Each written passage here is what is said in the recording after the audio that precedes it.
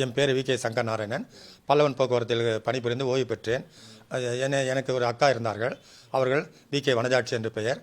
அவர்கள் queen Mary's காலேஜிலும் பல காலேஜ்களிலும் தமிழ் பேராசிரியராக இருந்து ஓய்வு பெற்றவர்.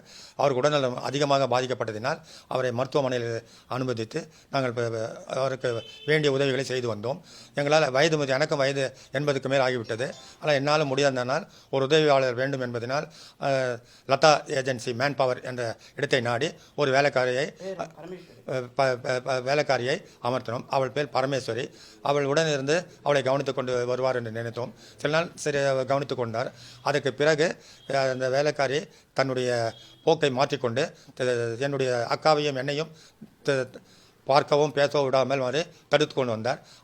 நாங்கள் உண்மையாகவே அவள் உதவி செய்கிறாள் என்று நினைத்தோம். ஆனால் அப்படி எதுவும் நடக்கவில்லை.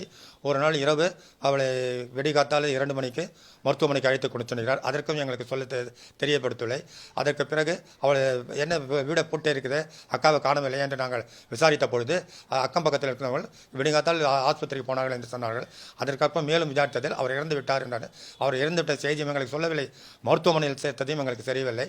ஆனால் எங்களுடைய பழக்க பிரகாரம் நாங்கள் மயிலாப்பூர் இடுகாட்டில் தான் அவரை செய்வது பழக்கம். ஆனால் இவள் தன் இஷ்டமாக ஓட்டேரி சுடுகாட்டில் எடுத்து போய் தகனம் பண்ணியிருக்கிறார்.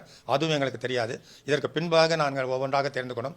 இடையில் ஒரு எங்கள் அக்கா கொடுத்திருந்த நகைகள் எல்லாம் என்னிடம் பத்திரமாக வைத்துக் கொள்ளும்படி கொடுத்தார். அதை நான் பத்திரமாக வைத்திருந்தேன். இந்த பரமேஸ்வரன் தூண்டுதலினால் ஏதோ அவருடைய மனத்தை மாற்றி அந்த நகைகளை எங்கள் அக்கா திரும்பி கேட்டார். அதை நான் கொடுத்தேன். கொடுத்ததற்கு சாட்சியாக பெற்றுக்கொண்டேன் என்று இருக்கிறது. சுமார் இந்த நகைகள் 60 ஒரு 36 சவரனமாக இருக்கும். வைரக்கம்பல், திருவிக்காவினுடைய இது மாடல், அவருடைய அக்காவினுடைய பரிசு வாங்கினது, சிறந்த தமிழ் பேராசிரியர் என்ற ஒரு விருது, அத்தனையையும் அவள் சுருட்டி கொண்டு போய்விட்டாள். இதற்கு பிறகு என்ன எந்த ஒன்றும் தெரியாமல் காவல் நிலையத்துக்கு புகார் கொடுத்தோம். புகார் 21ஆம் தேதி புகார் கொடுத்தோம். 21வது வருஷம் புகார் கொடுத்தோம். காவலரும் சரியான நடவடிக்கை எடுக்கவில்லை. இந்த 4 வருடமாக அலைந்து கொண்டிருக்கிறோம். எதுவும் ஒரு நடவடிக்கை இல்லை. அக்கா இறந்தும் 2 வருஷத்துக்கு மேல் ஆகிவிட்டது. 2.25 வருஷம் ஆகிவிட்டது. எதுவும் நடவடிக்கை எடுக்காதனால் நாங்கள் மேற்கொண்டு இவங்களை மாதிரி ஒரு டிவி சேனல் மூலியமாக தெரிவித்தால் அரசுக்கு நன்றாக தெரிந்து மேலதிகாரிகள் நடவடிக்கை எடுப்பார்கள், மந்திரிகள் நடவடிக்கை எடுப்பார்கள் என்று திருவிக்கா குடும்பம் என்பதனால் திருவிக்காவினுடைய புத்தகங்கள் கலைஞரால் வெளியிடப்பட்டது. திருவிக்கா தபால் தலையும் வெளியிடப்பட்டது.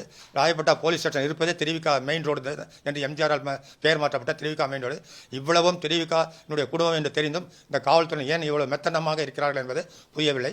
ஐயா, தயவு செய்து இனிமேலாவது காவலர் உடனடியாக நடவடிக்கை எடுத்து அவளை கைது செய்தவுடன் இடையில் ஒரு 6 லட்சம் ரூபாய் அவர் எடுத்துள்ளார். தெய்வாதீனமாக அதில் எங்களுடைய மொபைல் நம்பரை மாற்றாதனால் அந்த விஷயம் எங்களுக்கு தெரிய வந்தது.